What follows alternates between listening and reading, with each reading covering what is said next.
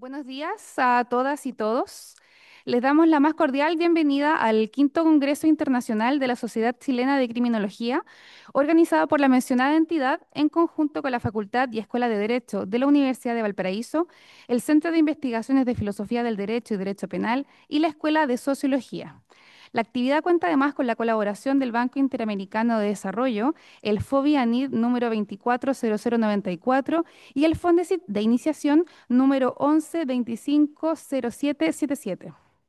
El Congreso de Criminología se proyecta como un espacio para presentar resultados provenientes de diferentes ámbitos de la investigación criminológica, teniendo este año como énfasis los temas vinculados a la aplicación del castigo y sistema penitenciario.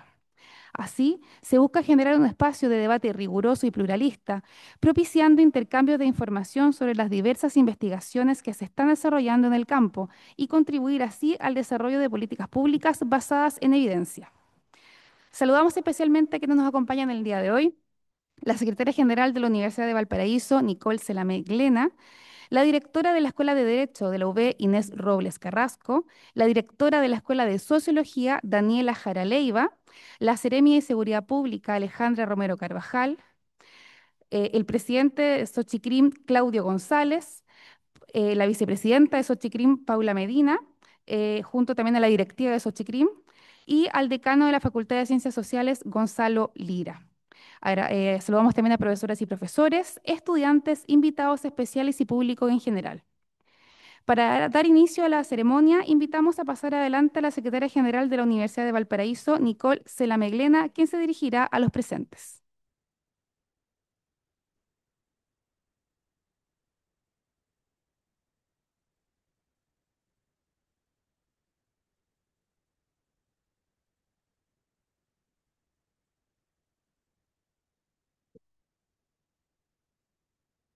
Muy buenos días a todas y a todos. Muchas gracias por estar acá. La ciudad de Valparaíso los recibe hoy día con un clima un poco alborotado que supongo les dará a ustedes material también para sus investigaciones. En el nombre de la Universidad de Valparaíso me gustaría expresarles nuestra más cordial bienvenida al quinto Congreso Internacional de la Sociedad Chilena de Criminología. Para nuestra institución, una universidad pública, estatal y regional, es un honor recibir a investigadoras e investigadores, académicos, académicas y representantes del sistema justicia y demás profesionales comprometidos con la reflexión crítica sobre el castigo y sus implicancias sociales.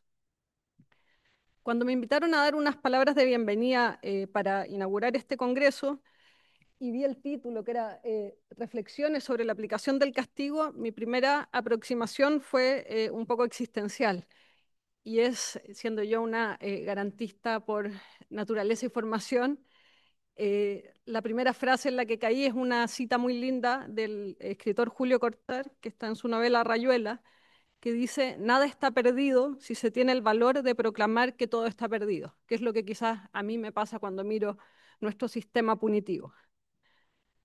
Pero después pensando, encontré una cita de otro autor que a mí me gusta mucho, que es el italiano, nacido en Cuba, Italo Calvino, que tiene un libro maravilloso que se llama Las ciudades invisibles, que dice en uno de sus capítulos, el infierno de los vivos no es algo que será.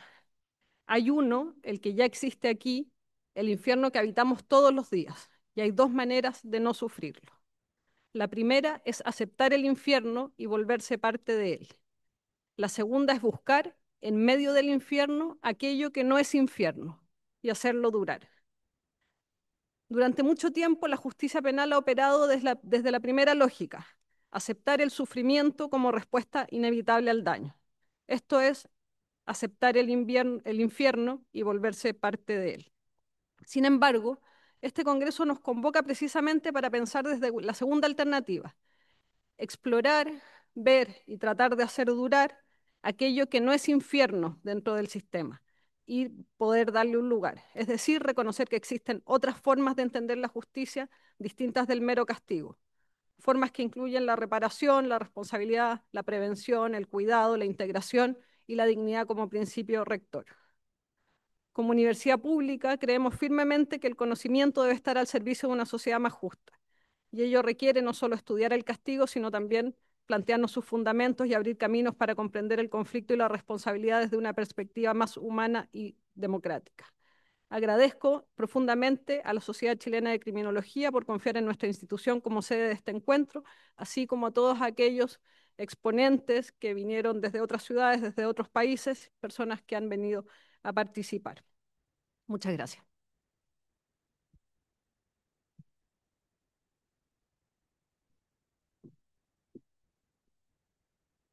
Agradecemos a la profesora Nicole Selameglena, secretaria general de la UB, por sus palabras.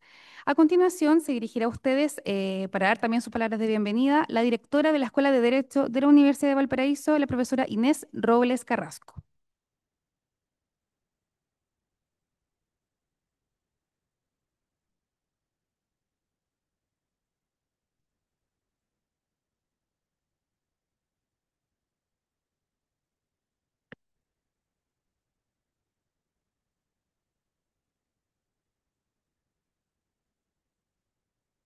Muy buenos días a todas y a todos. Es un honor para mí darles la bienvenida en nombre de la Escuela de Derecho de la Universidad de Valparaíso a este quinto Congreso Internacional de la Sociedad Chilena de Criminología. Este congreso es más que un encuentro académico, es la construcción de comunidad. Es un espacio de diálogo plural donde investigadores e investigadoras, estudiantes y profesionales nos reunimos para pensar juntos los grandes desafíos que plantea este tema y las respuestas que como sociedad debemos dar. Valparaíso, ciudad universitaria y puerto abierto al mundo, es un lugar especialmente simbólico para esta tarea. Es también la afirmación del rol de las regiones como lugares de producción de conocimiento, de diálogo y reflexión sobre temas de enorme trascendencia social. Me parece importante subrayar que este evento se ha gestado gracias a la colaboración entre las escuelas de Derecho y la Escuela de Sociología de la Universidad, junto con el Comité de Xochicrim. Esta alianza refleja con claridad que los problemas complejos solo se pueden abordar desde el trabajo interdisciplinario y que el conocimiento surge cuando distintas miradas se encuentran y dialogan. La criminología no es solo un campo de estudio académico, sino también un aporte a la formulación de políticas públicas más justas, más efectivas y respetuosas con la dignidad humana. En un país, en una región, en un continente donde se enfrentan desafíos tan urgentes como la violencia de género, la criminalidad organizada, la situación penitenciaria, la migración, la reflexión criminológica se vuelve un insumo indispensable para orientar las decisiones estatales y sociales. En este sentido, quisiera recordar las palabras de Carmen Anthony, criminóloga feminista chilena, quien nos invita a mirar el delito y la justicia con ojos atentos a las desigualdades, porque el derecho penal no es neutro y su impacto suele ser mayor en quienes están en situación de vulnerabilidad. Esa mirada crítica, con enfoque de género y derechos humanos, nos desafía a repensar tanto nuestras categorías teóricas como nuestras prácticas institucionales. El Congreso, que hoy iniciamos, brinda una oportunidad única con, con un gran número de especialistas nacionales e internacionales que compartirán sus experiencias en torno a temas que van desde el análisis de la criminalidad compleja, la política de drogas, hasta el estudio de cárceles de mujeres, en el uso de tecnologías de la investigación penal o la violencia en contextos juveniles. Todo ello nos permite debatir, cuestionar y proponer con la convicción de que el conocimiento académico puede y debe transformarse en cambios sociales reales. Finalmente, quiero expresar mi más profundo agradecimiento a quienes han hecho posible este encuentro, al comité organizador de Xochicrim, a la Escuela de Sociología de la Universidad de Valparaíso, al CIFDE, que es nuestro centro de investigación, el Departamento de Derecho Penal, al Departamento de Ciencias Generales del Derecho, así como a todas y todos quienes han trabajado con dedicación para que este Congreso sea hoy una realidad. En especial, quisiera agradecer a las profesoras de nuestra escuela, las doctoras Marcela Aedo y Rocío Sánchez, a nuestra periodista Camila Cortés y a nuestros estudiantes colaboradores, que como siempre participan activamente en las actividades de nuestra centenaria escuela. Estoy segura que los próximos días serán un espacio fecundo de reflexión y aprendizaje colectivo. Les invito a aprovechar este congreso no solo para escuchar, sino también para dialogar, disentir y construir juntos nuevas formas de pensar la criminología, su aporte al derecho, a las políticas públicas y que construyamos desde el respeto a los derechos humanos una sociedad justa, inclusiva y en consecuencia segura. Que tengan una gran jornada. Muchas gracias.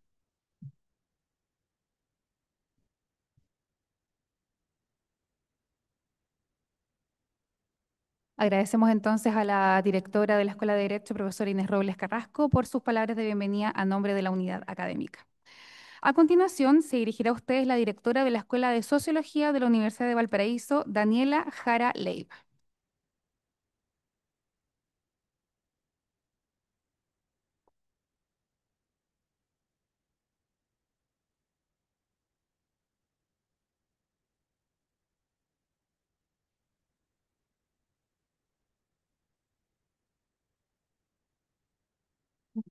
Em, Buenos días a todos y todas. Bueno, quiero saludarlos. Me sumo a los agradecimientos que ya dieron mis colegas respecto a todas las personas que participaron en la organización de este evento, académicos, unidades académicas, estudiantes, técnicos y administrativos que participan en la producción de la difusión académica. Y también quisiera agradecer a la Sociedad Chilena de Criminología y al rol que juegan los colegios o asociaciones profesionales en la transmisión de conocimiento junto a las universidades, pensando en que contribuyen a la construcción de sociedades con esferas públicas, con mayor densidad y sensibilidad política e institucional. Sí, como socióloga me refiero y hago una bajada desde el campo de los estudios sociales del crimen. Si miramos la historia de este campo, de los estudios sociales del crimen, vemos que algunos de sus mayores desarrollos como campo disciplinar o interdisciplinar han estado gatillados por contextos, hechos sociales o problemas muy específicos. Han sido estos problemas los que han permitido, de alguna manera, el desarrollo de la disciplina. En la quinta versión de este congreso, que es donde estamos hoy, vemos que pensar el tema del castigo y el problema que implica es otra forma de abordar el paisaje sociocultural que las últimas versiones previas del congreso fueron perfilando una tras otra. Y las podríamos resumir así. Tras un periodo de activación del campo contemporáneo de los estudios del crimen o criminología durante las últimas 4 décadas, en la que tanto el problema de la justicia como del castigo dejaron de verse simplemente como mecanismos, instituciones y problemas morales, y se entendieron en cambio como regímenes, prácticas y productos relacionados con las políticas de cultura, poder y desigualdad de una sociedad, estamos hoy en un contexto de encrucijadas.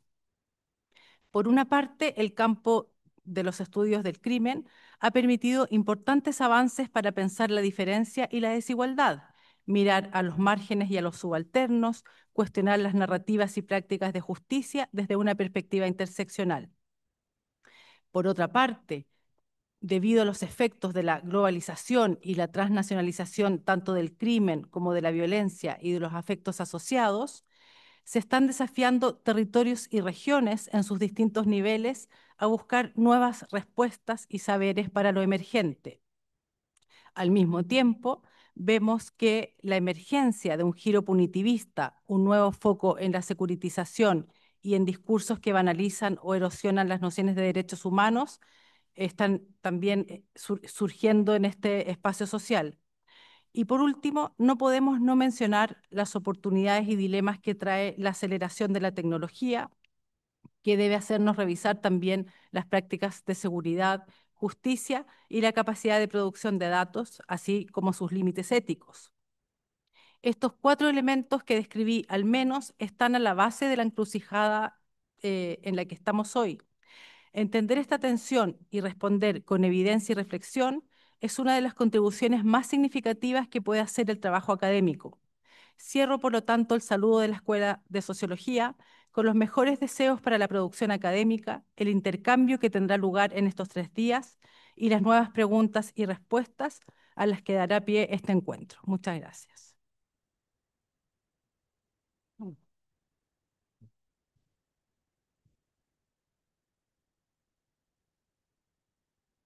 Agradecemos a la directora de la Escuela de Sociología, la profesora Daniela Jara Leiva, por sus palabras a nombre de la unidad académica. A continuación, y para darse las palabras a nombre de la Sociedad Chilena de Criminología, invitamos a pasar adelante a Paula Medina, vicepresidenta de la Xochicrim.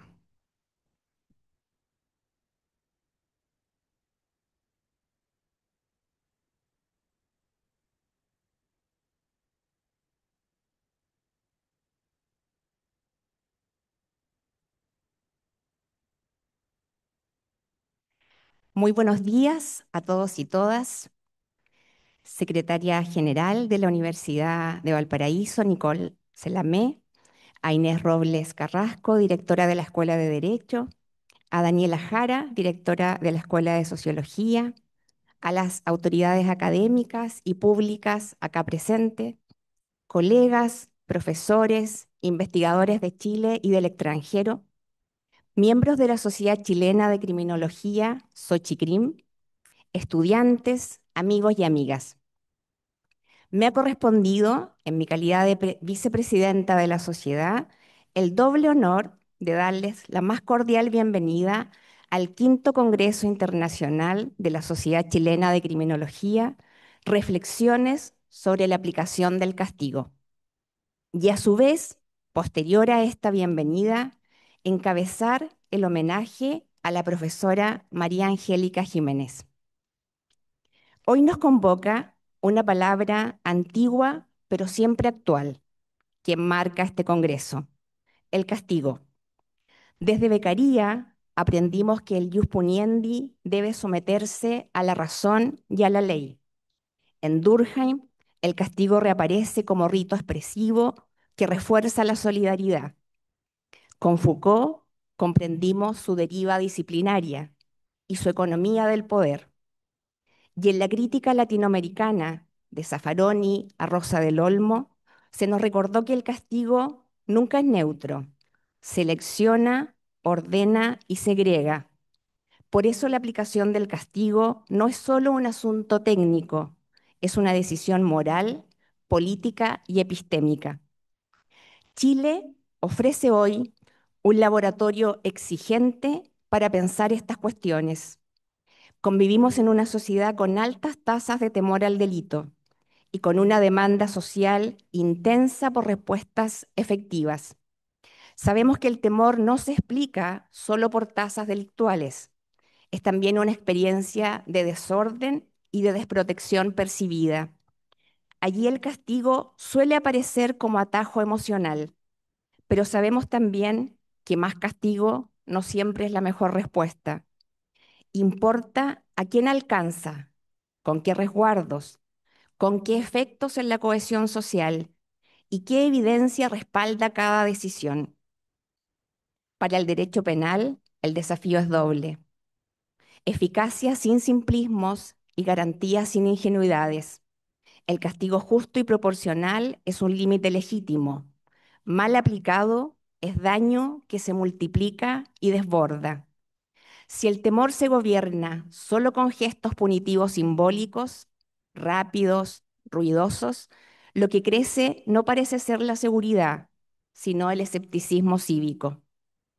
Parte de estos asuntos serán debatidos durante estas 3 jornadas. Para ello, el Congreso que hoy nos convoca reúne a más de 90 investigadores e investigadoras en torno a 5 grandes categorías temáticas: teoría del castigo, política penal y derechos humanos, cárceles, reinserción y enfoques de género, policía, seguridad pública y privada y gobernanzas del delito, víctimas, niños, niñas y adolescentes y acceso a la justicia, y evidencia, datos y tecnologías para la política criminal. Estos 5 vectores revelan la diversidad y la profundidad de la investigación criminológica que hoy se hace en Chile y en diálogo con otras latitudes. Son un signo de la ruta lenta pero sostenida que ha hecho la criminología nacional por alcanzar estándares cada vez más altos de rigurosidad científica, así como capacidad y densidad intelectual suficiente para incidir en los dilemas públicos. De hecho, este congreso es posible sin duda porque existe una comunidad académica emergente y entusiasta. Permítame contarles que al día de hoy Xochicrim cuenta ya con 77 miembros, lo que nos pone muy orgullosos. Y la invitación sigue permanentemente abierta para que todos quienes se sientan interpelados o convocados por la criminología puedan ser parte de esta comunidad académica.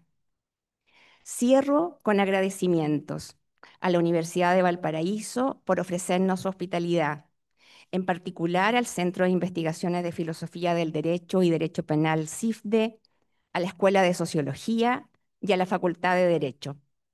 Una mención especial es para los profesores Marcela Edo, Diego Piñol y Rocío Sánchez.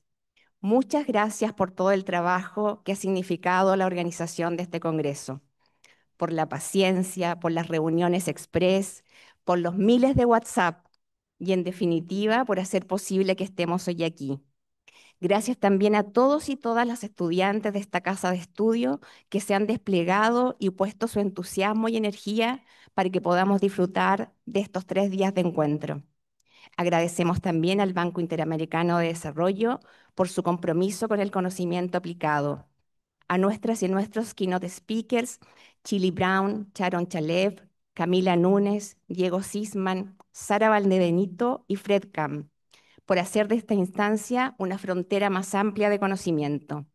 Gracias a cada uno de los ponentes, a quienes presentan paneles, póster, a los moderadores y por supuesto a las organizaciones de la sociedad civil vinculadas al mundo de la cárcel por su presencia, fuerza y persistencia inquebrantables. Que estos días nos permitan aprender, intercambiar preguntas, teorías, datos, metodologías, resultados de investigación, certezas y muchas dudas, pero por sobre todo que sea una oportunidad para encontrarnos. No hay nada más que una a los seres humanos que las experiencias compartidas.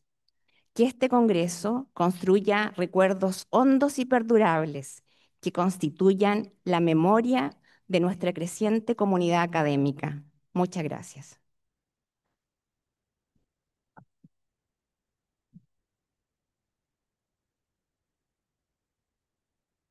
Como ya les adelantaba, la segunda misión que me han encomendado hoy día es una que me involucra y emociona de forma muy particular. Desde las primeras conversaciones para constituir la Sociedad Chilena de Criminología, surgió la intención de reconocer a figuras destacadas del quehacer criminológico nacional. Con este fin, en el artículo 8 de nuestros estatutos, donde se establecen las diferentes categorías de miembros de la sociedad, en su letra E, se plasmó la figura de socios honorarios. Pertenecen a esta categoría aquellas personas propuestas y elegidas que acepten dicha denominación y que constituyan personalidades con un perfil científico del más alto nivel, revelando una trayectoria destacada por sus aportes al desarrollo de la criminología chilena. La condición de socio honorario es, por tanto, un premio al mérito científico, constituyendo una adscripción vitalicia con todos los derechos de participación de los socios titulares. Cuando nos planteamos como directorio el propósito de elegir a nuestra o nuestro primer socio honorario, un nombre apareció con absoluta nitidez y fue aprobado por unanimidad. Me refiero a la profesora e investigadora María Angélica Jiménez Allendez. La profesora Jiménez constituye sin lugar a dudas una de las personas pioneras a nivel nacional en nombrar a su quehacer científico y disciplinario como criminología, en tiempos en que en Chile mencionar la palabra criminología era activar de inmediato en el receptor la pregunta: ¿qué es eso? La profesora Jiménez sabía perfectamente qué era eso y con especial sabiduría y lucidez vislumbró desde muy temprano la necesidad de expandir su desarrollo en nuestro país, atisbando que la evolución de la complejidad política, social y cultural y su expresión en el devenir del fenómeno de la criminalidad nacional requería la producción de conocimiento, la formación de investigadores con idoneidad teórica y metodológica, así como la visibilización de este campo de estudio en conexión y diálogo con la política pública. Y lo sabía porque se había preparado para ello. María Angélica Jiménez cursó el pregrado en la Universidad de Chile y entre los años 1976 y 1987 tuvo una extensa formación de estudios de posgrado en el extranjero. Primero en la Universidad de Zulia, Venezuela, donde vivió durante varios años y desarrolló una destacada carrera académica. Allí se diplomó en metodologías de la investigación en ciencias sociales en la Facultad de Ciencias Jurídicas y cursó seminarios de investigación sobre desarrollo teórico e investigación empírica de la criminología con el profesor Roberto Vergali, Derecho Penal y Teoría Jurídica con el profesor Enrique Basigalupo, Criminología Crítica con el profesor Darío Melosi y Teorías Criminológicas con el profesor Alessandro Barata. Luego, durante una residencia de un año en Francia, desarrolló estudios de posgrado sobre política criminal, epistemología y teoría, y derecho penal y criminología de los negocios, todos ellos con la profesora Mireille Delmas-Martí en el Instituto de Derecho Comparado de la Universidad París 10. De regreso a Venezuela, donde permaneció hasta el año 1992, fue investigadora del Instituto de Criminología de la Facultad de Ciencias Jurídicas y Políticas de la Universidad de Zulia, donde trabajó con las profesoras Lolita Nillar de Castro y Tamara Santos, llegando a obtener la jerarquía académica de profesora titular. Allí, junto con ejercer la docencia sobre penalidad y medidas alternativas, tanto en pregrado como en la maestría de Ciencias Penales y Criminológicas, desarrolló dos importantes investigaciones: medidas alternativas en el sistema penal y perspectiva criminológica, y la Probation, una medida eficaz de prevención especial. Estas investigaciones se realizaron bajo la influencia que tenían los cambios en la penología, que en esos tiempos acusó importantes reformas, partiendo de la crítica a la pena privativa de libertad y la prisionización, así como las transformaciones que se produjeron en la criminología con el surgimiento del interaccionismo simbólico que criticaba conceptual y operacionalmente el concepto de desviación y las formas operacionales de las instituciones penales, lo que Rosa del Olmo denominó la primera ruptura criminológica, es decir, el quiebre que en América Latina en los años 70 y 80 rompe con la criminología importada, positivista, biologicista y eurocéntrica y reorienta al campo hacia la criminología crítica, histórica y contextual. En 1992 regresa a Chile y se desempeña como investigadora del Centro de Investigaciones Jurídicas de la Facultad de Derecho de la Universidad Diego Portales. En ese contexto, en 1993, el profesor Juan Bustos Ramírez, quien lideraba a la época el proyecto de reforma al sistema penitenciario en Chile, la contacta bajo la necesidad de generar antecedentes criminológicos y le encarga la investigación medidas alternativas a la pena privativa de libertad.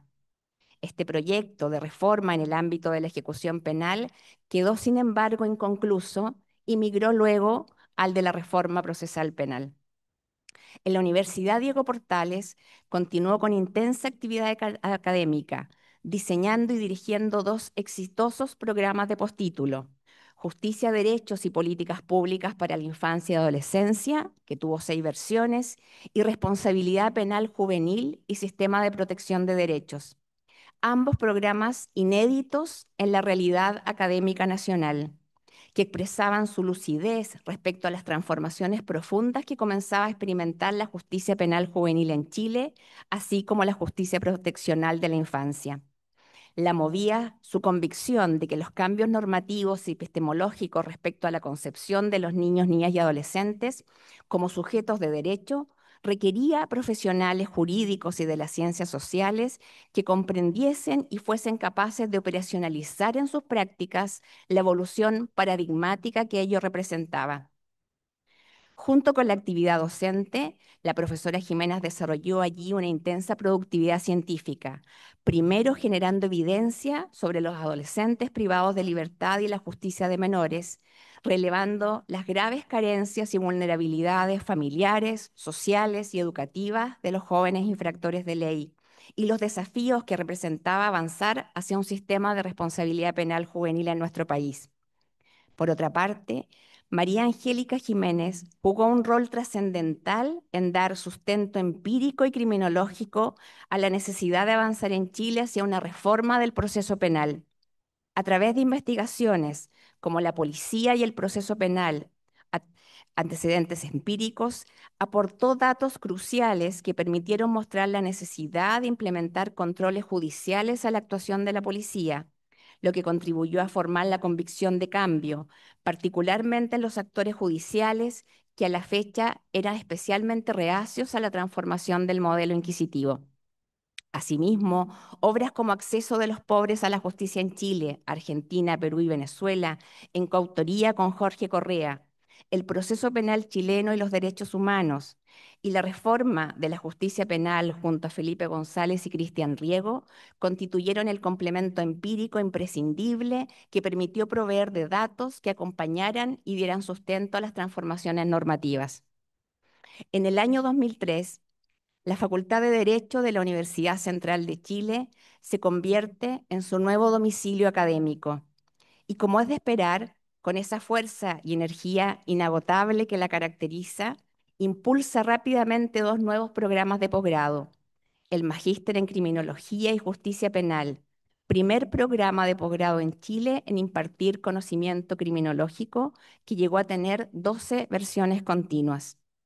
Este programa estuvo especialmente destinado a formar a fiscales, jueces y defensores penales públicos que se estaban iniciando en la reciente reforma procesal penal, nuevamente con el objetivo de desarrollar en dichos profesionales una perspectiva integral de la práctica jurídico-penal. Varios de los más 180 profesionales que cursaron ese posgrado son hoy, por ejemplo, jefes de estudio en diversas defensorías penales regionales. Asimismo, entre los años 2004 y 2006, la profesora Jiménez desarrolló dos estudios claves que buscaban evaluar tempranamente el funcionamiento práctico de dos instituciones penales que había producido la reforma procesal penal: la suspensión condicional del procedimiento y los acuerdos reparatorios, denominado las salidas alternativas en el estudio penal, estudio exploratorio sobre su adopción.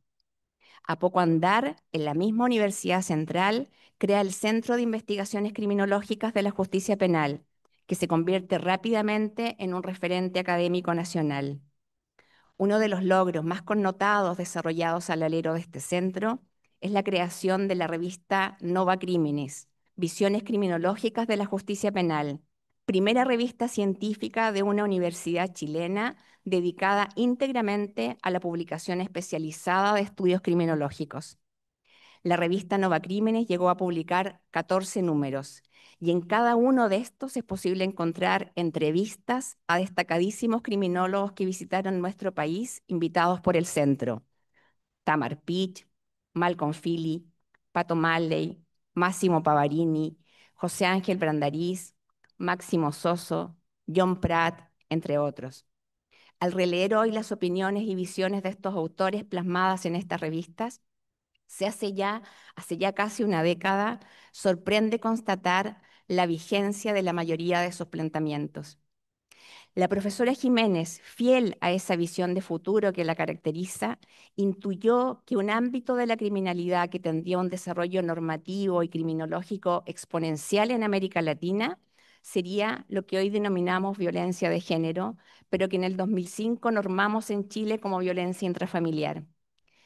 A esa inquietud responde el libro del año 2012 y reeditado al 2016, Violencia contra la pareja en la justicia penal, mayores penas, mayor violencia, cuya coautoría tuve el honor de compartir. Más adelante, también publicaría en coautoría con Tamara Santos y quien les habla, Un nuevo tiempo para la justicia penal, tensiones, amenazas y desafíos, donde se desarrolla una evaluación a los 10 años de implementación de la reforma procesal penal en Chile. Es imposible resumir aquí toda la extensa obra de la profesora Jiménez. Falta por mencionar otras múltiples publicaciones científicas, ponencias en congresos y seminarios, cursos de posgrado en diversas universidades nacionales e internacionales.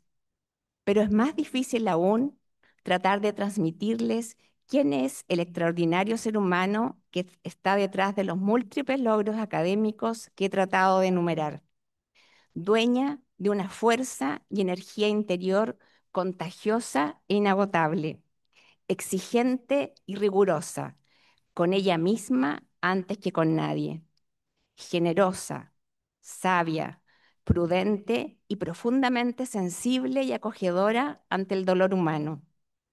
Gracias, María Angélica, por enseñarme y enseñarnos a tantos la pasión por la criminología.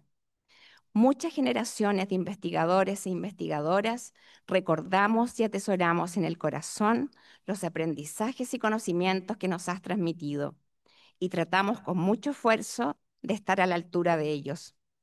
En la historia de la criminología latinoamericana hay nombres que no solo construyen conocimientos, sino que abren caminos.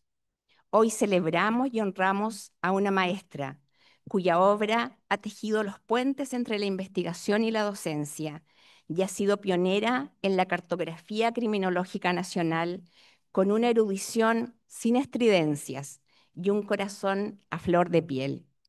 Más importante que recibir homenajes es merecerlos, y tú lo mereces de sobra.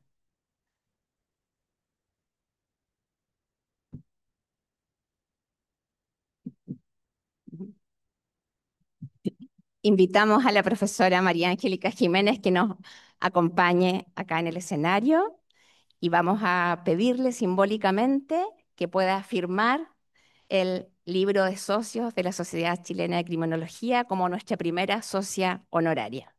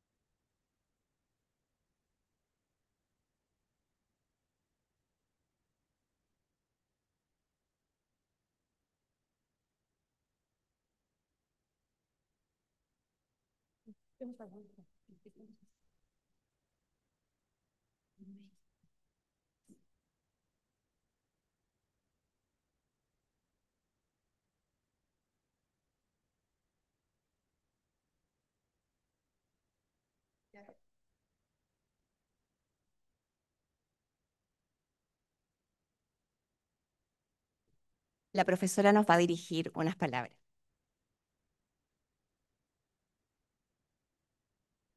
Eh,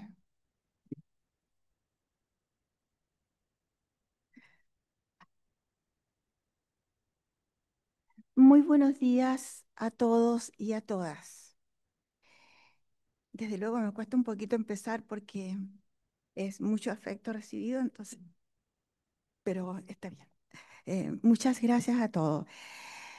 Lo primero, contarles que eh, me gusta mucho estar acá en términos del gran placer que me significa estar con esta audiencia, con tantas caras conocidas, pero también muchas nuevas.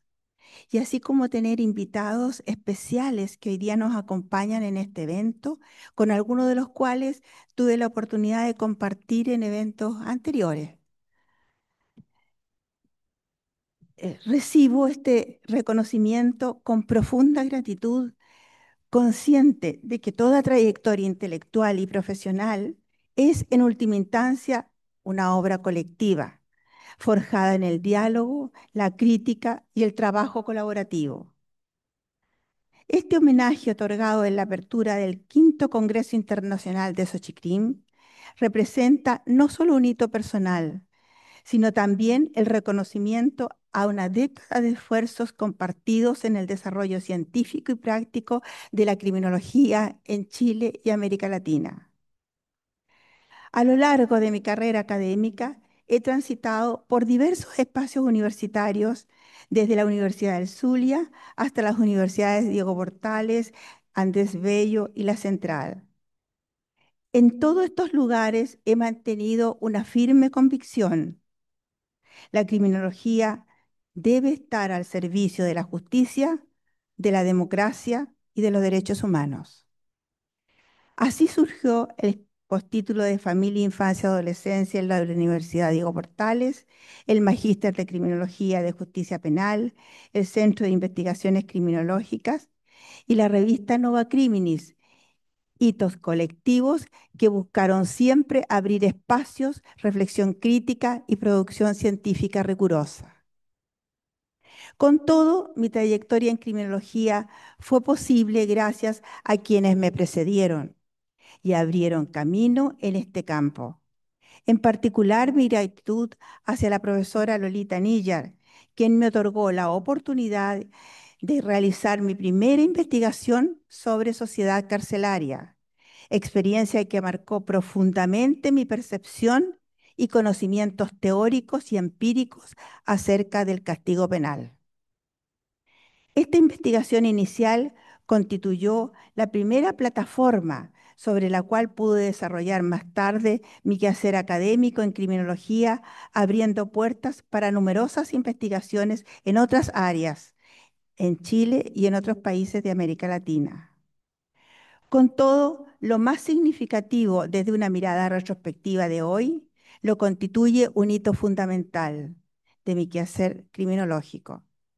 Este corresponde a las 14 entrevistas realizadas principalmente a criminólogos europeos y latinoamericanos destacados, procesalistas y penalistas, que fueron publicadas una a una en las 14 revistas de Nova Crimine entre el 2011 y el 2018, y que constituyeron una contribución colectiva de miradas críticas e innovadoras sobre los nuevos fenómenos del delito, del castigo, del proceso penal, del feminismo y criminología, de la inseguridad, de la policía, entre otros.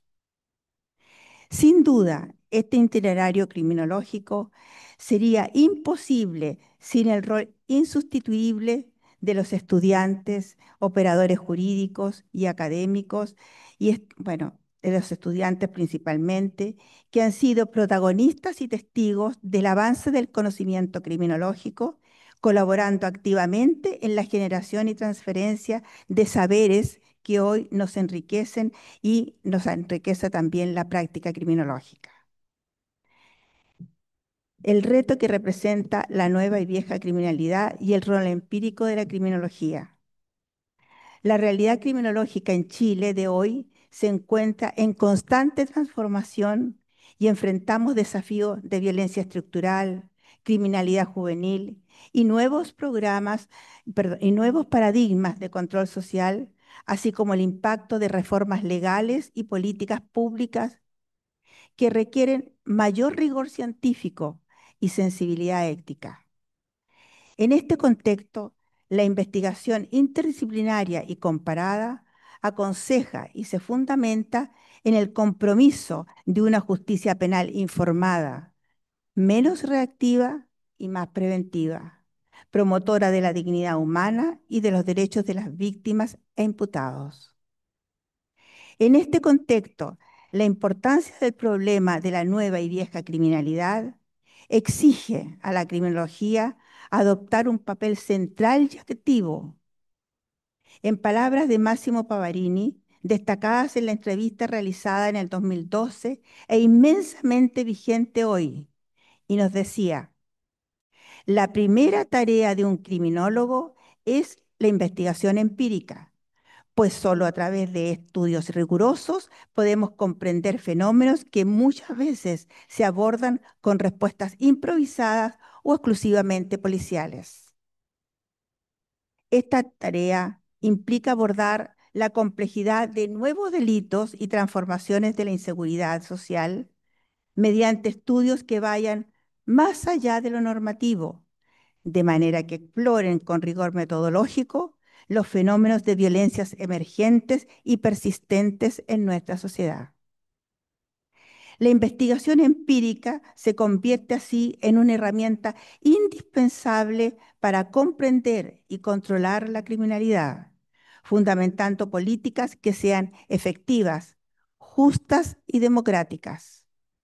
Solo desde la evidencia empírica es posible plantear reformas profundas, identificar los desafíos de la criminalidad de hoy, como es la criminalidad juvenil o el crimen organizado, los secuestros, la violación de género, así como el impacto del populismo punitivo en nuestro país y en nuestra región. Quisiera cerrar este mensaje con una invitación esperanzadora.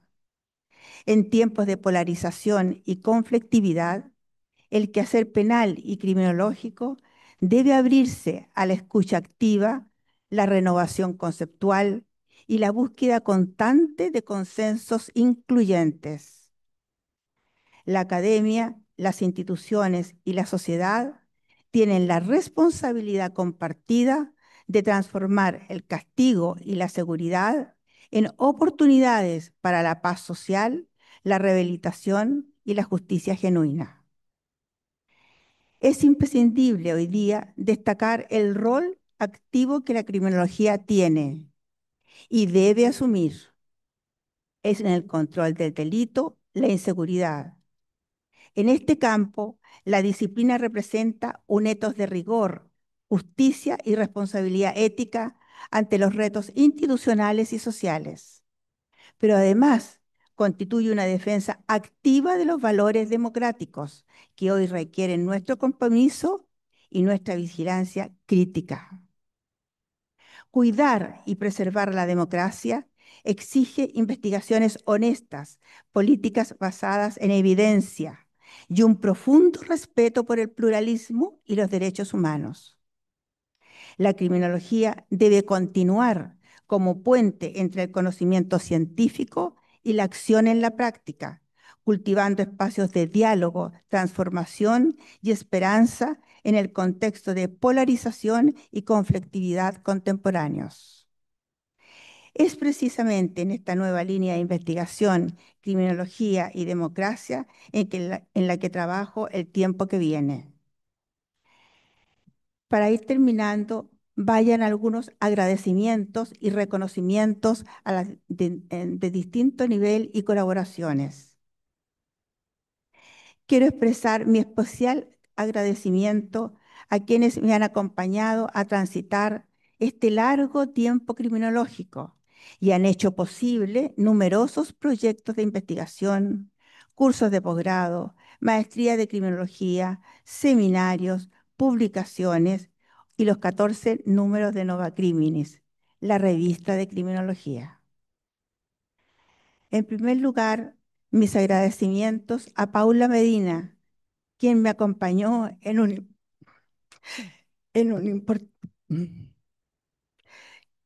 importante trecho en la trayectoria criminológica en Chile. Así, en 1996 fue alumna en el primer postítulo, Infancia, Familia y Adolescencia, que dirigí en la UDP. Luego, en el 2003, cursó exitosamente el primer magíster de Criminología y Justicia Penal que dirigí en la Universidad Central.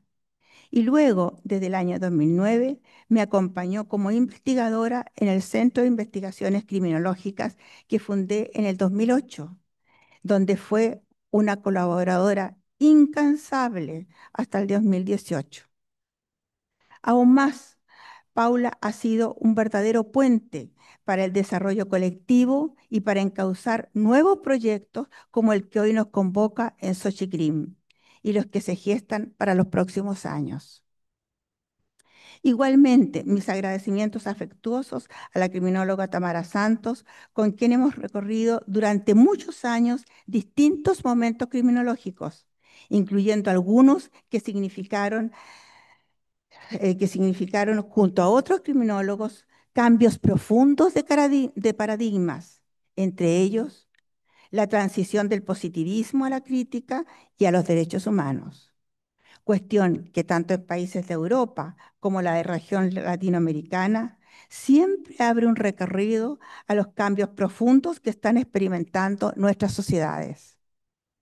Del mismo modo, mis sinceros agradecimientos y reconocimientos a la profesora Mariner Hobbit por su constante y valioso apoyo académico y personal en el complejo ámbito penal criminológico, lo que es especialmente valorable y al recordar que en tiempos recién pasados el rol de la mujer en áreas penales no era común, ni fácil, ni extendido como lo es hoy. Mis agradecimientos especiales a Claudio González en su calidad de presidente de Xochimilco y a cada una de las integrantes de su directorio por abrir estos espacios académicos a la criminología y aportar con ello al enriquecimiento de una mejor justicia y un castigo penal más humano. Del mismo modo, mis agradecimientos a todos los participantes y autoridades de esta universidad que han aportado, en el caso de los estudiantes sobre todo, y de los invitados, sus ponencias a este encuentro y que continúan apostando por la consolidación institucional y académica de la criminología. Para finalizar, una cosa personal. Quiero agradecer a mis dos hijos, Mariano Ernesto y María Alejandra, por su inmenso cariño, por su apoyo emocional e incondicional y sostenerme en momentos de éxito como también en momentos muy difíciles, lo que me dio un impulso y fuerza para superarlos. Sumo un mensaje de agradecimiento a Rodrigo, el esposo de mi hija, los que como padres de trillizos, Mael, Cala y Aurelia, me han traído una montaña de afecto y energía maravillosa. Y hoy día son el motor que me impulsa para aprender y continuar nuevas tareas. Muchas gracias a todos, gracias por este espacio, gracias por los premios. Me siento terriblemente honrada y agradezco especialmente a todos los participantes y a todos los que han hecho en esta trayectoria en criminología y a los estudiantes que vienen también este inmenso honor que ahora me siento en deuda. Muchas gracias a todos.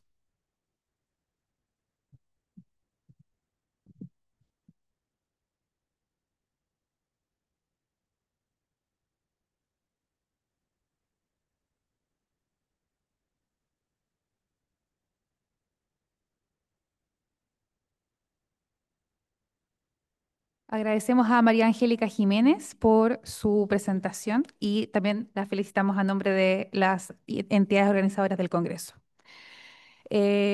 Finalmente, vamos a pasar a continuación a la charla inaugural del Quinto Congreso Internacional de la Sociedad Chilena de Criminología a cargo de Shelley Brown.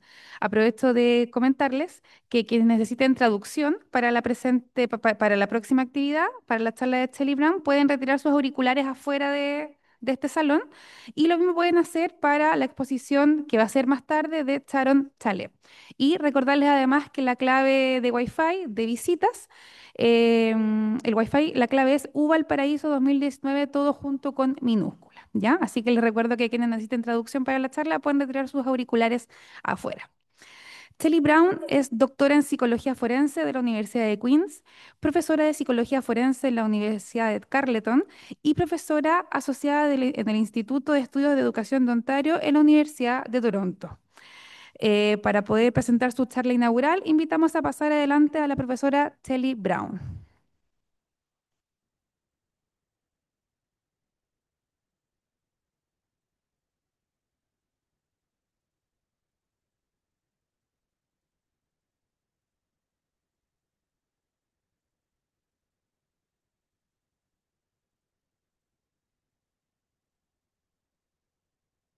I've got water.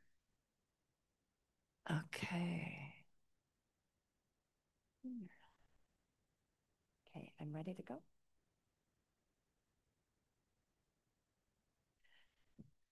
Buenos días. Gracias.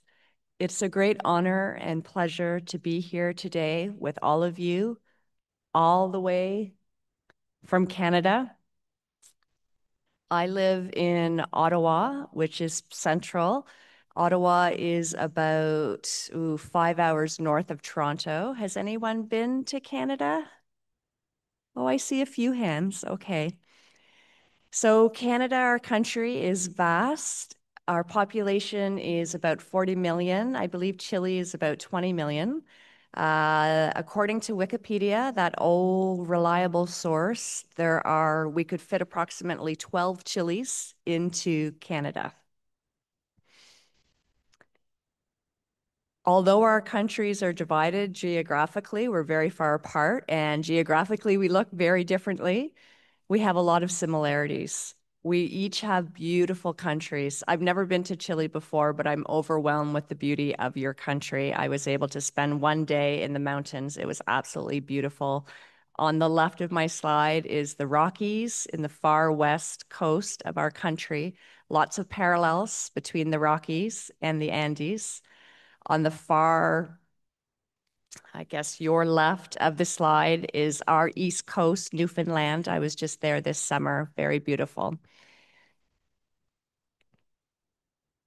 Carleton. So I'm a forensic psychologist, and my university is located in Ottawa, our nation's capital, Carleton University. It is our fall now.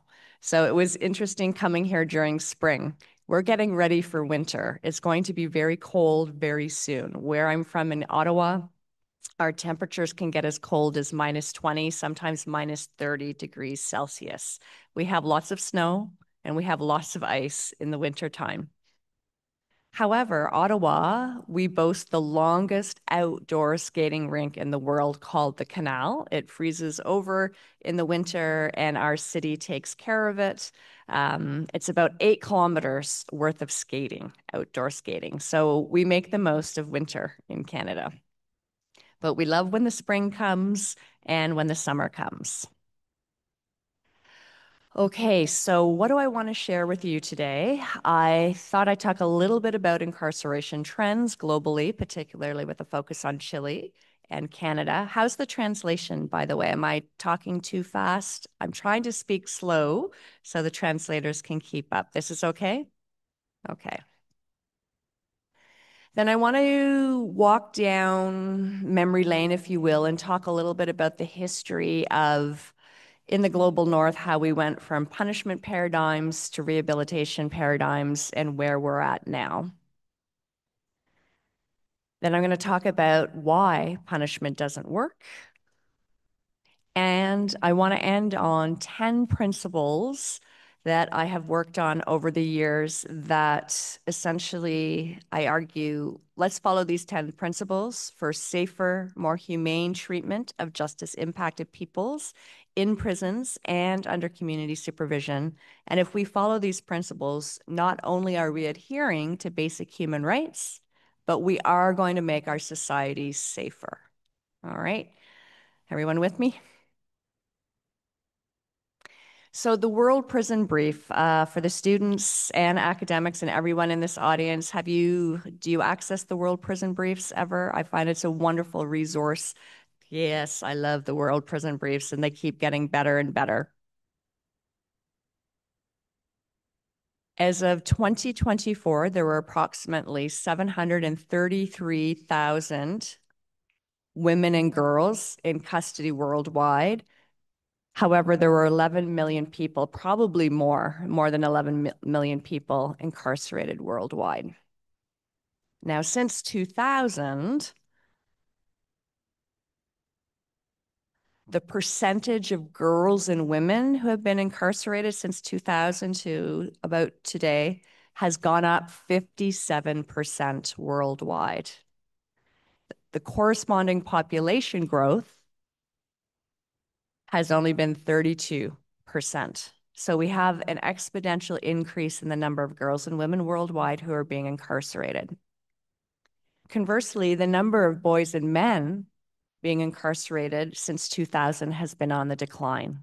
All right. Spoiler alert, but I study girls and women. I'm very focused on girls and women in the justice system. So a lot of my stats and facts, I'm always trying to draw in and draw attention to girls and women who have typically been understudied. I think worldwide, girls and women account for about 7% of the incarcerated population. So here are just some rates of incarceration worldwide. So these are rates per 100,000 to control for population differences.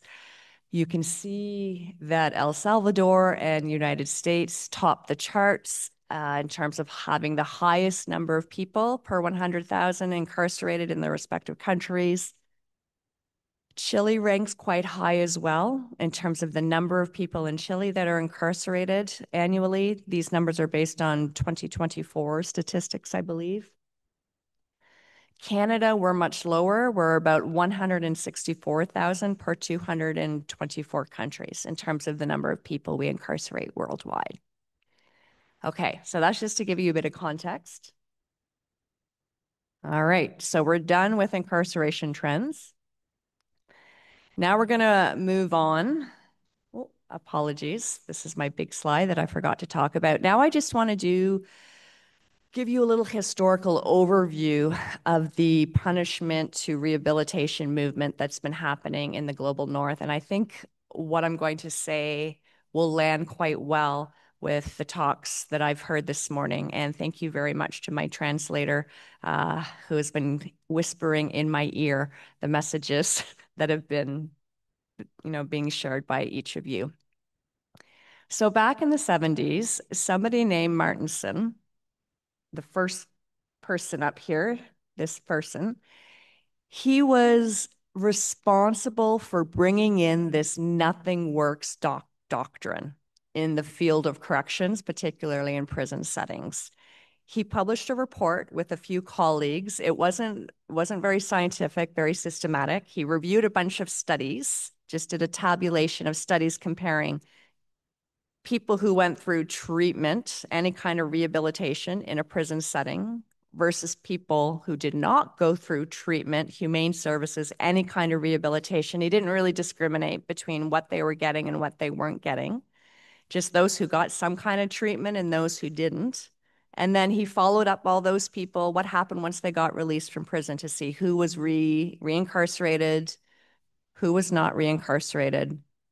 And the conclusion from that report was that nothing worked. Rehabilitation doesn't work. People come back to prison at the same rates, regardless of what kind of treatment or rehabilitation they are getting. Martinson loved the media. He spoke to the media all throughout the United States. He appeared on many news programs. 60 Minutes was a popular news show at the time, still is. And he was very charismatic. People love listening to him. He had a huge influence on what started to happen in our correctional system in the United States and in Canada. In response to his works, rehabilitation programs were being systematically canceled throughout prisons. Sentencing reforms became much more punitive in response to this paper, this unscientific paper. Then what happened is that the scholars started a campaign refuting what Martinson had to say. And there's a great paper by Francis T. Cullen. Does anyone know Francis T. Cullen, his works?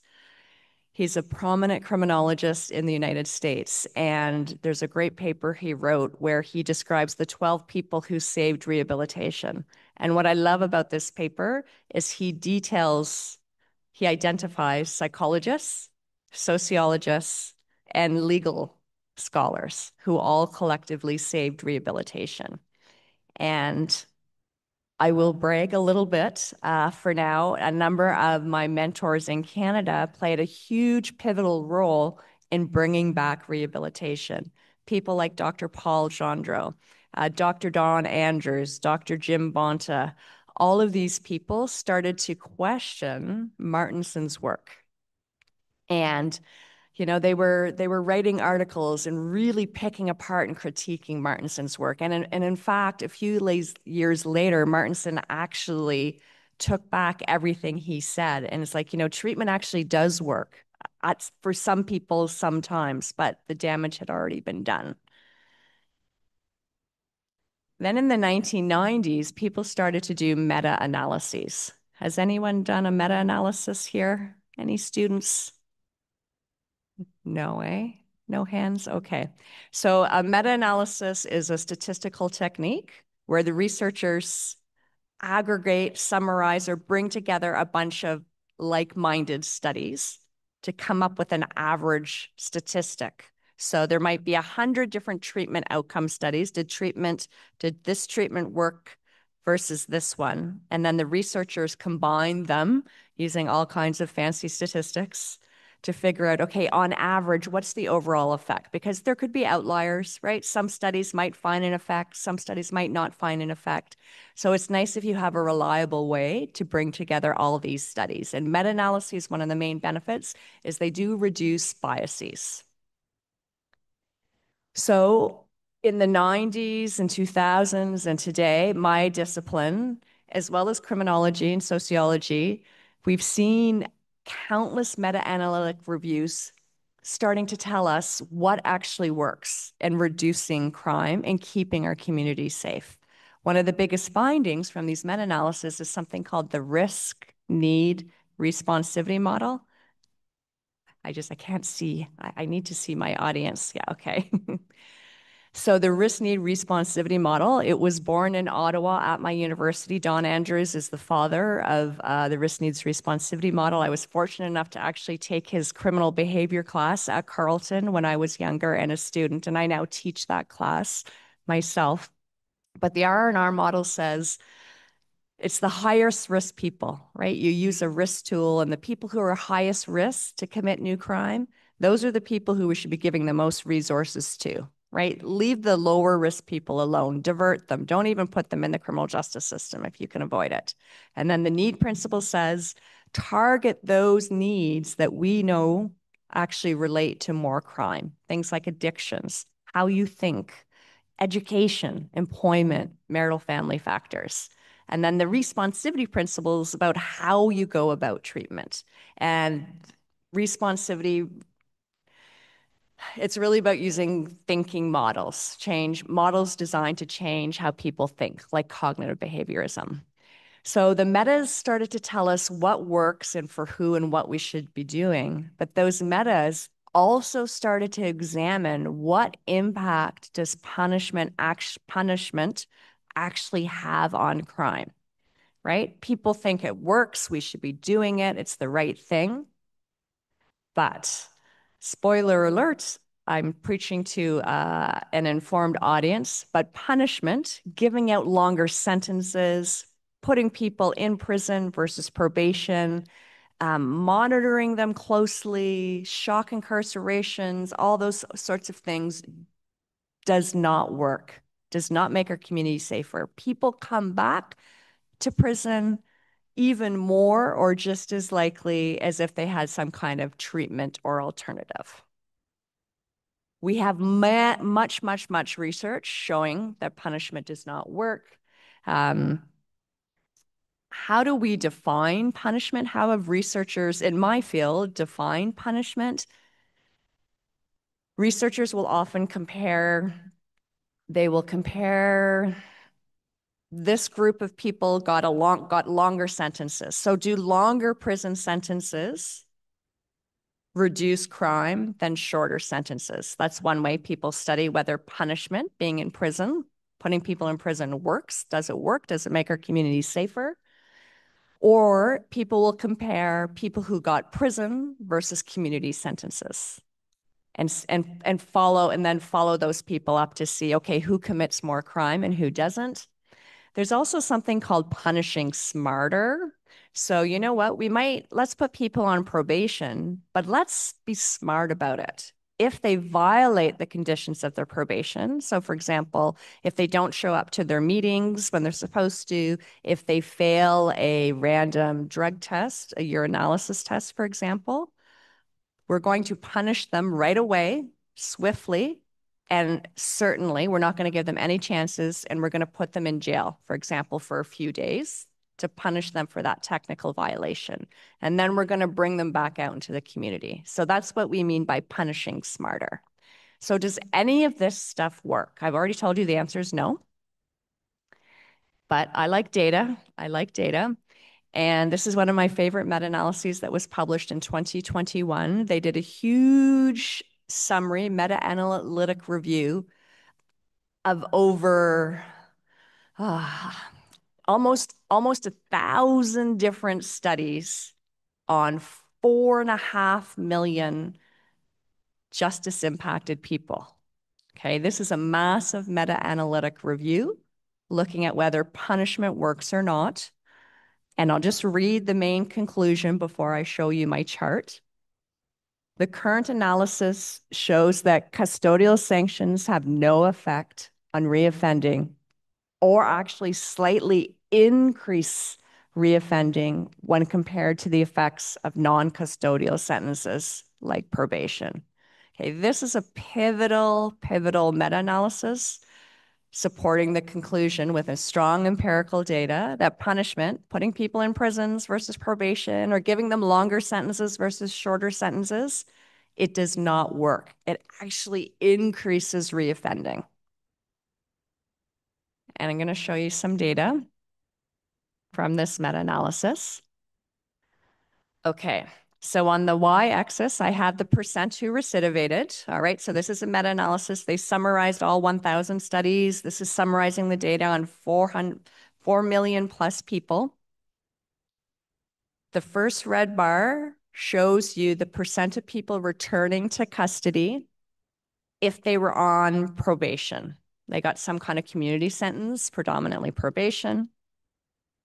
You can see that of all those studies, 48% of people came back. And now if you look at these other bars, there's different methodological quality associated with different studies, right? So it's important to look at the more rigorous the study, do we still find a positive effect? So it's important to know if you're comparing whether probation is more effective than custody, there's all kinds of other variables in there that could influence whether or not probation might work better than custody. Maybe people in custody are higher risk, right? Maybe there are more men in custody than probation. So researchers of all these almost 1,000 studies, everybody carries out their study differently, and some do it better than others, right? And so there are studies where there are no controls. They're just comparing people on probation or people that got prison. They don't compare for anything like age, gender, race, offense type, or risk level. All right. Those studies, 45% came back. We have studies that are a little bit better, right? They've controlled the confounds or the factors that differentiate those on probation and prison, for example. And then in this meta-analysis, they had 226 studies that were really well controlled, such that any individual differences between people in probation and prison were controlled for. So we like those studies.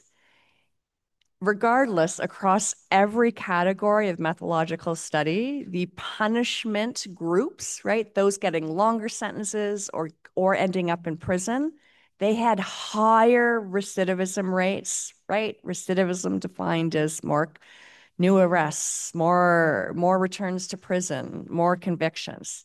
This is a pivotal meta-analysis, really important, showing us that punishment does not work. Okay, what about punishing smarter? I just want to highlight this probation study. So back in the early 2000s in Hawaii, a very, very charismatic judge here, Judge Stephen Alm, started a program called HOPE, Hawaii opportunity probation enforcement model. And he believed that if you punish probationers immediately, as soon as they violated the conditions of their probation, they failed a urinalysis test or a drug test, or they didn't show up for one meeting, immediately that person should be put in jail for a few days. So it was fair. The punishment was perceived to be commensurate with the technical violation. He instituted this program in Hawaii. It was very successful in the early days, according to the earliest results. Then what happened? The United States, almost 30 different states implemented his program of probation. There was no treatment element. It was punishment-based. If you violated the conditions of your technical release, we would put you in prison right away for a couple of days. Now, the judge, he's very, very charismatic, was very charismatic and caring and compassionate. And there were a lot of questions as to whether or not his model would replicate in all these different sites. In psychology and in criminology, we have the replication crisis in the sense of one study finds a finding, but then it doesn't get replicated in subsequent studies. So what did we learn? There was another meta-analysis. The researchers did a review of 24 independent evaluations of this program that had been running in 34 different states in the United States.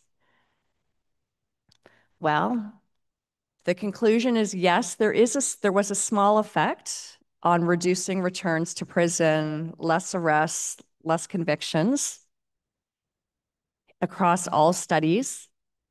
So traditional probation models, whatever they were, the return to custody rate was 53% versus 47% for this probation model that was steeped more in punishment-oriented philosophies called swift, certain, and fair. However, when the researchers only focused their analyses on really strong methodological designs where randomized control designs were used, so there would be a group of people on probation, say 500 people, and the researchers would randomly assign half to probation as usual, and then the other half to the swift, fair, and certain program, right? Those are the studies we like the best because they equalize the groups and minimize all confounds. In those outcomes, there was nothing, no effect. Okay, so very important message. All right, so punishment isn't working. We're knowing rehabilitation, which I haven't really told you too much about, is starting to work. But I just want to go over why doesn't punishment work? My background, my training is in psychology, so we spend a lot of time on individual learning theory, social learning theory, classical conditioning, operant conditioning. That's my background. Punishment models are grounded in the notion that people are rational beings, that we weigh the rewards and costs of behavior, we think forward. People are not rational, right? People aren't always thinking of consequences, particularly the populations we study. And you could argue there is evidence, punishment does tend to work better with thoughtful people that are not impulsive, who do think of the consequences. But many of the people in the justice system, right, they have difficulties thinking of the future, right? They're thinking of the here and now. What's the benefit now? I'm not going to be worried about the future. Punishment also assumes that people want to be in the community rather than prison, but there's much research showing that's not always the case. And the other problem with punishment is that prisons can be schools of crime. If you're putting lower risk people in with higher risk people that have a lot of skill sets engaging in crime, right? Prison turns out to be a school of crime. So you can actually end up making those lower risk people worse. And I think the most important thing is prison removes people from their support systems, right? And it increases barriers to reintegration.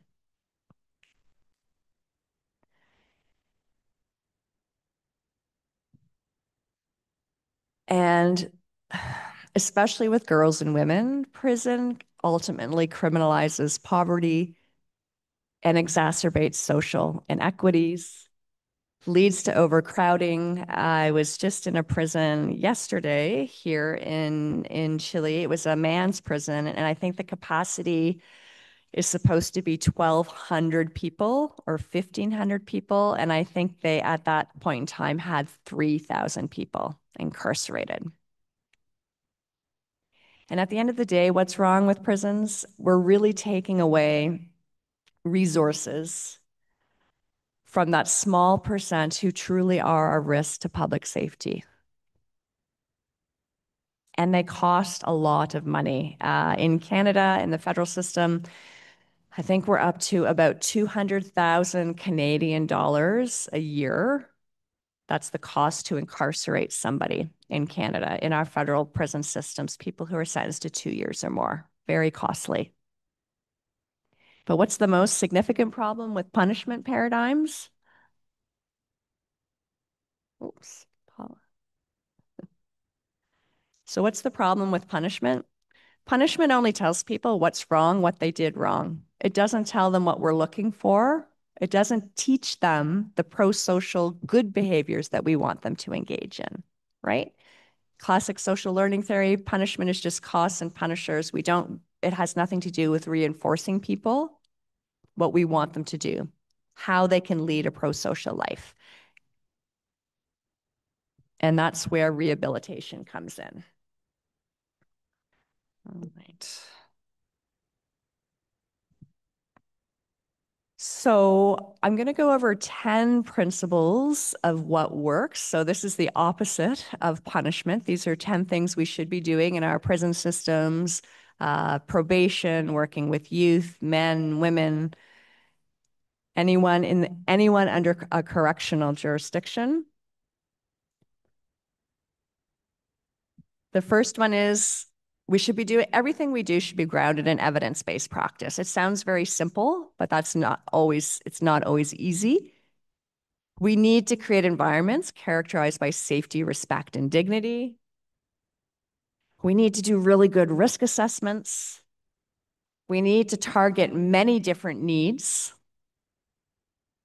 We need to embrace diversion. So first and foremost, low-risk people, first-time offenders. In Canada, we use the term diversion. For example, our Youth Criminal Justice Act. We spend a lot of time keeping youth out of the justice system so even if they get arrested, they don't get charged, they go through some different route. We talk a lot about cross-sectorial support where justice systems are working in concert with health systems.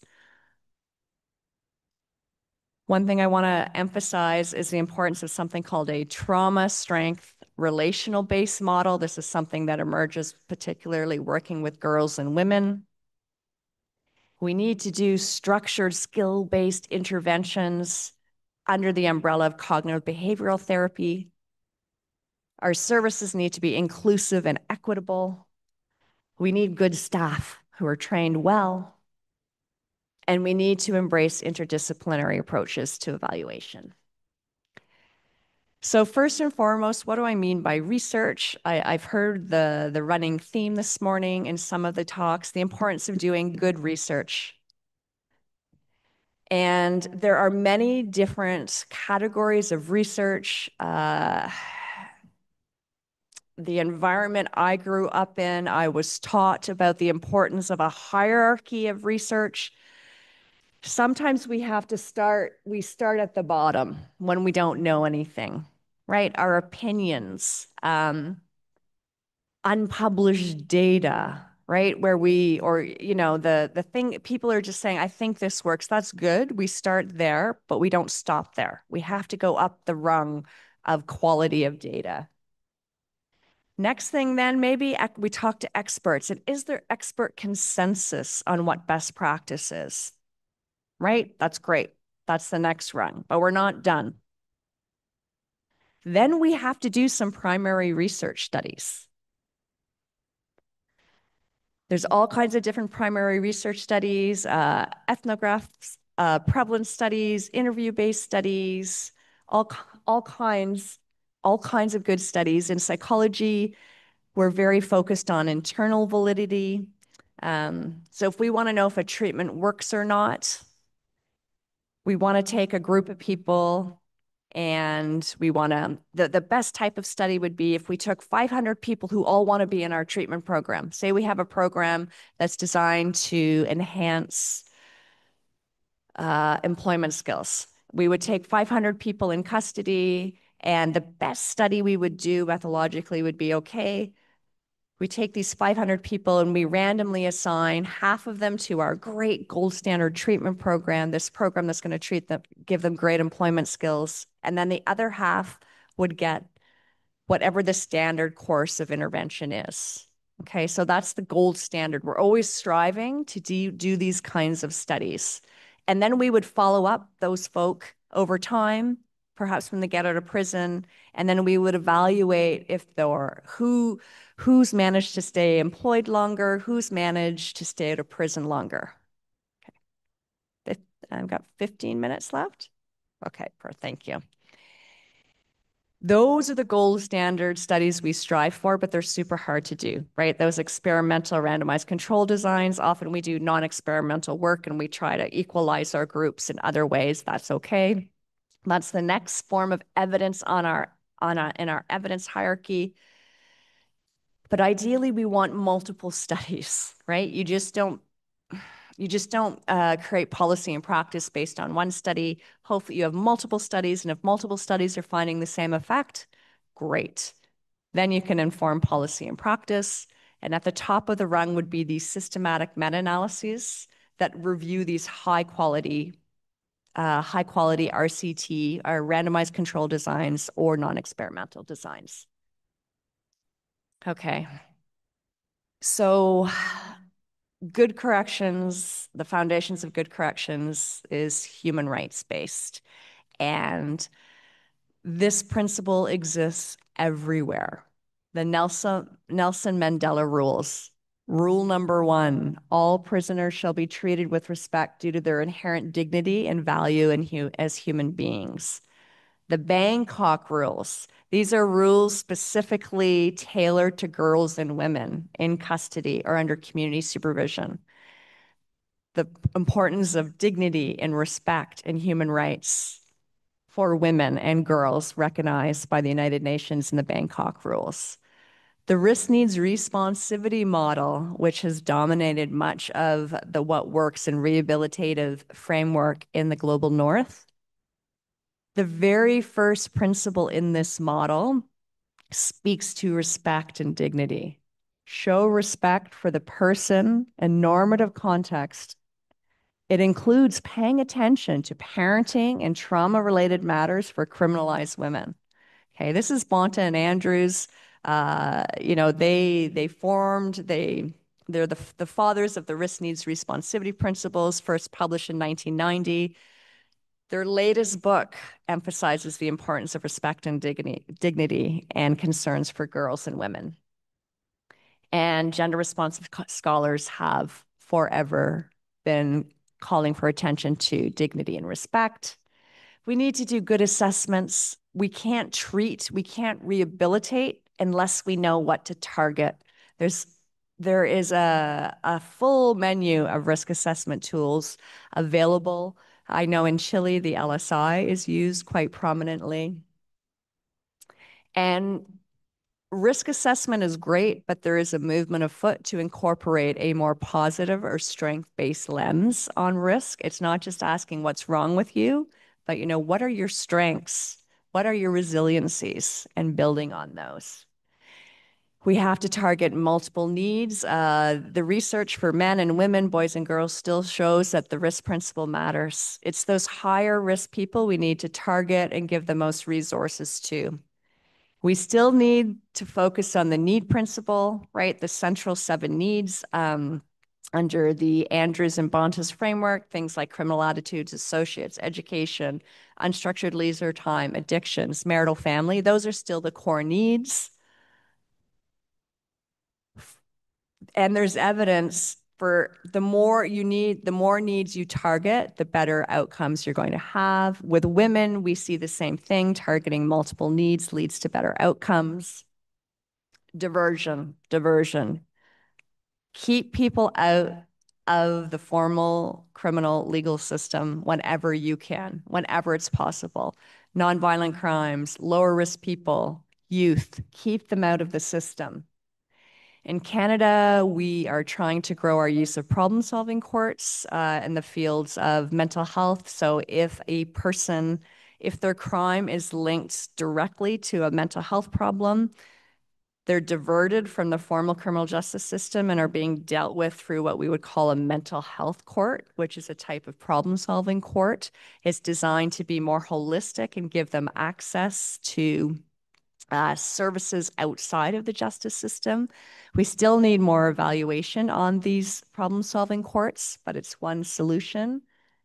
Restorative justice, I don't know how much restorative justice you have in Chile, but this is the notion, nonviolent crimes, youth, first-time perpetrators. Do you have restorative justice? Yeah, we support restorative justice, very good. We get good outcomes. Victims and survivors of crime and the perpetrators of crime find the process quite beneficial, right? Meeting your accuser, the perpetrator takes accountability, is responsible. We find good outcomes in terms of satisfaction from the participants, not so much in terms of reducing future crime. And healthcare and justice systems working together is another area. Briefly, I just want to touch on something called the trauma strength relational model. I'm a gender researcher. I spend my career focusing a lot on girls and women. They've been historically neglected in the field.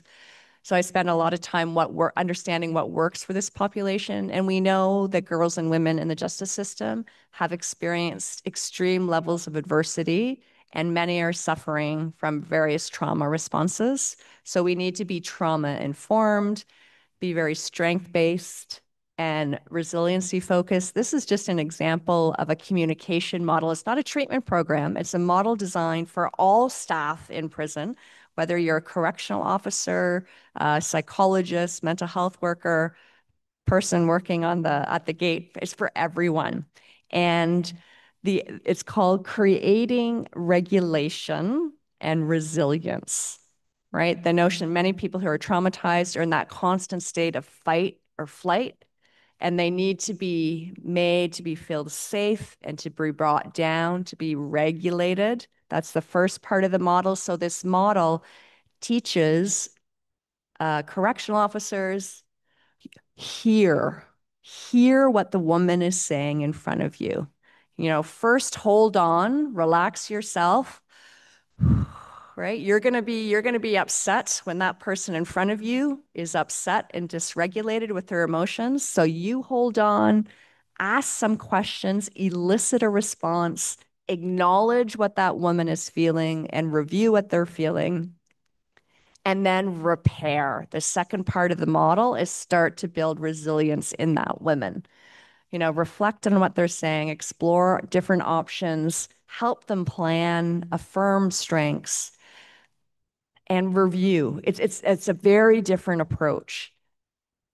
And the biggest part of trauma-informed models is this notion of you have to teach people how to respond to disclosures of trauma. We have a tendency when people disclose trauma to us to dismiss, ignore. It's uncomfortable. It's uncomfortable to hear. This model teaches people how to respond when somebody discloses their trauma. Thank you for sharing this with me. It takes incredible courage to share this with me. I myself am not trained. I'm not a trauma therapist. But if you want, I can refer you to somebody, a psychologist who is. Okay, so that's one model. And I just want to highlight, we're still trying to get data on this model. Preliminary evidence in a small prison in the United States showed that it really worked. There were tremendous problems with staff, interactions between staff and prisoners before they implemented this model. Lots of assaults, inmates getting written up all the time. They implemented this model, and the preliminary results showed that there was a dramatic drop in nonviolent offenses in the prison. Disciplinary reports went down, staff assaults went down, use of force incidents went down. Everybody was much happier. Okay. And just a few more words on what works for women. This is another meta-analytic review of treatment programs for women. And we've learned that programs that follow these gender-responsive principles, like being trauma-informed, using a gender-responsive tool, being strength-based, relationally based, they generate a 42, women in those kinds of programs are 42% less likely to come back to prison than women who participated in what we would call a standard cognitive behavioral therapy program. It's not to say you can't use CBT with women. I still need to do some more deep dives into this meta-analysis.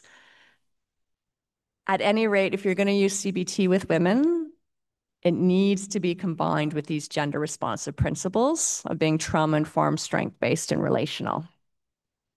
Okay.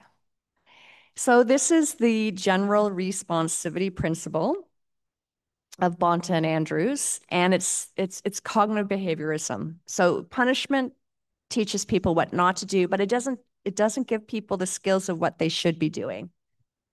The cognitive behavioral principle, the general responsivity principle, is all about that, providing skill-based interventions for people in prison or in probation. There's this principle argues, you need a manual, right? You need a very detailed, standardized manual for people to follow. Target things you know are related to crime. Train people to deliver the programs.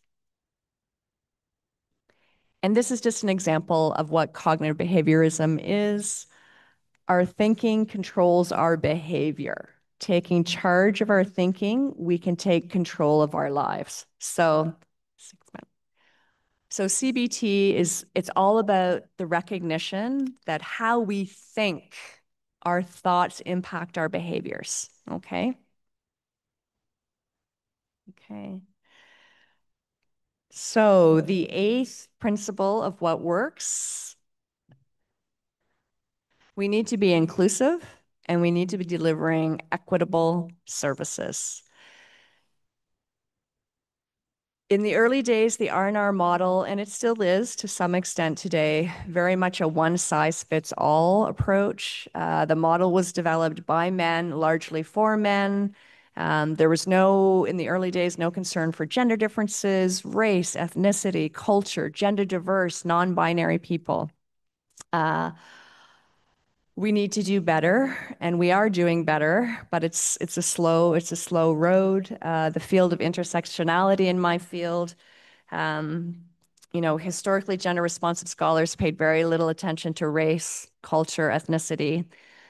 We're getting there. We're doing a better job of looking at the intersection of gender and race. In Canada, for example, our Indigenous women are dramatically overrepresented in our justice systems. Indigenous peoples account for 5% of our population, yet over 30% of people incarcerated are Indigenous. Indigenous women are dramatically overrepresented in our system. Almost 1 in 2 women incarcerated in the federal system are Indigenous. This is a huge problem in Canada, and we're slowly working to improve it. Staff, principle number 9. You need well-trained staff to implement all these things. We need money, we need resources, and I was continually hearing over the last few days that this is a perennial problem within the Chilean prison system, lack of resources. I met many, many tremendously motivated, dedicated people, but they're under-resourced. So you need these well-trained staff, and they need to be delivering high-fidelity programs, and I'll talk about a high-fidelity program in a minute.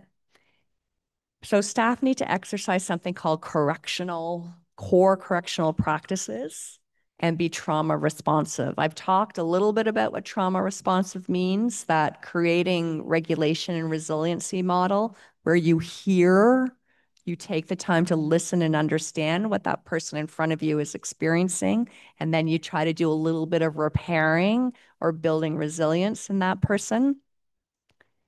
The core correctional practices are a set of skills within the R&R framework that emerged in the early 80s, and they're very basic. Things like be firm but fair with people, be transparent.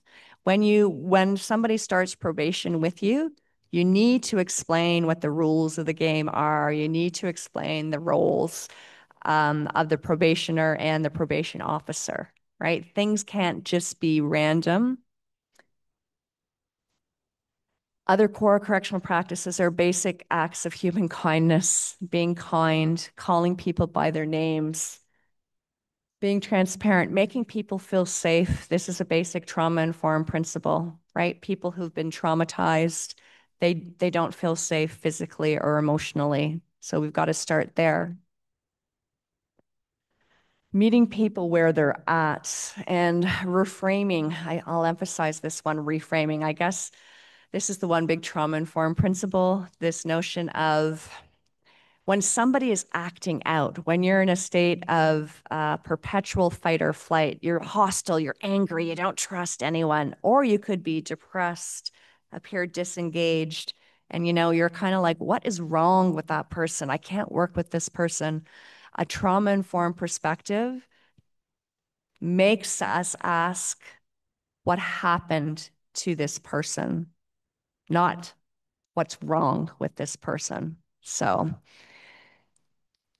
that's what we mean by using well-trained staff. And another little tidbit about being trauma-informed, when we're interacting with people in the justice system, sometimes we take things very personally, right? You feel like it's a personal attack on you, but it's important to remember it's not about us, right? It's about the person in front of you.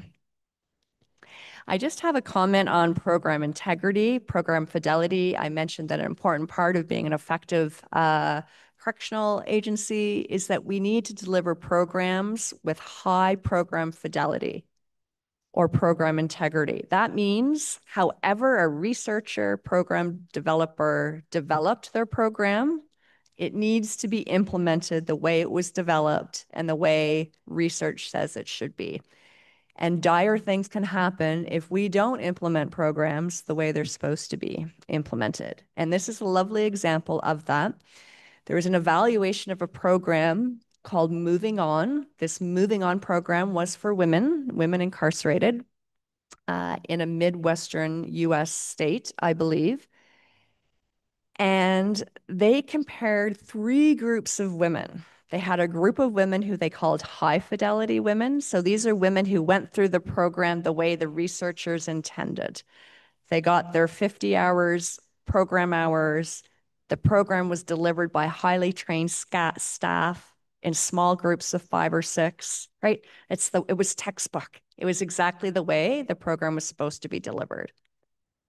Great outcomes, right? When they followed these women after they got out of prison, women who went through Moving On versus women who did not, their return to custody rates were 33% less. This is a great effect.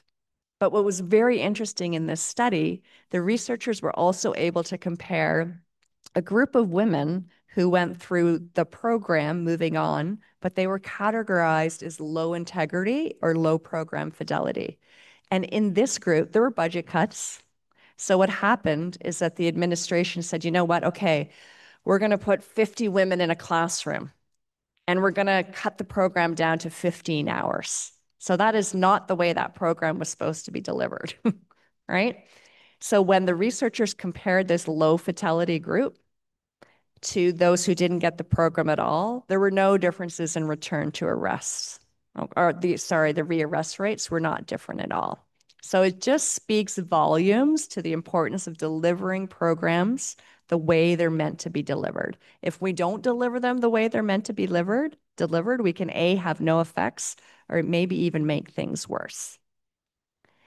And lastly, I grew up in a very quantitative tradition, statistics, numbers, meta-analyses. A number of my early mentors dismissed qualitative interview-based research as being important. No, right? We need to embrace all types of research to really make an impact.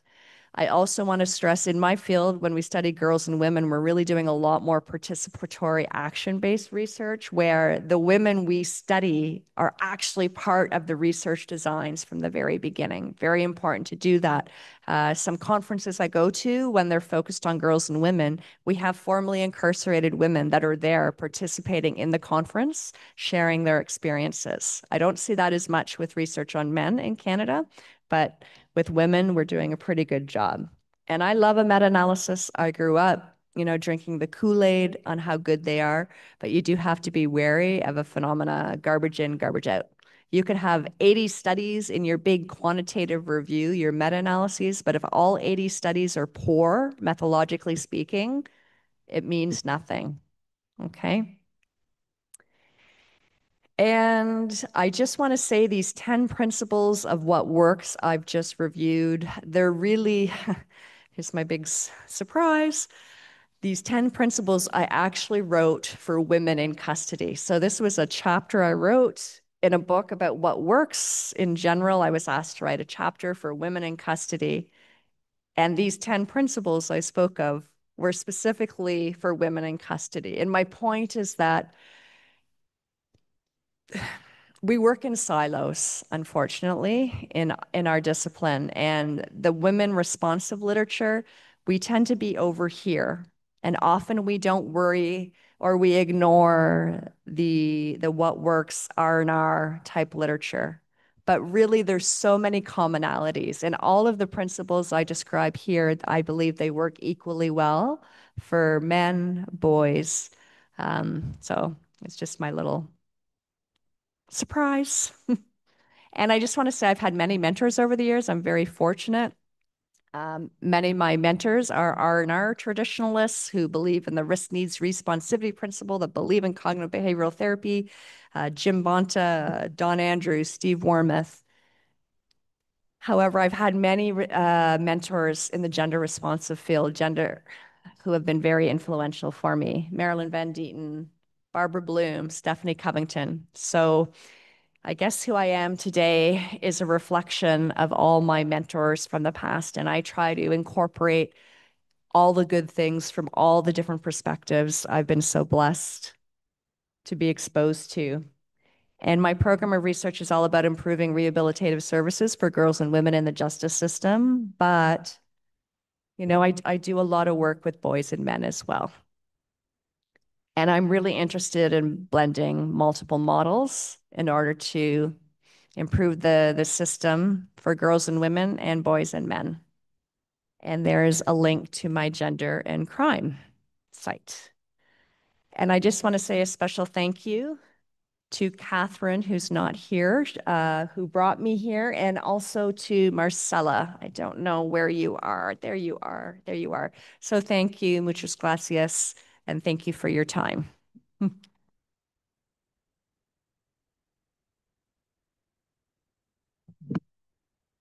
right.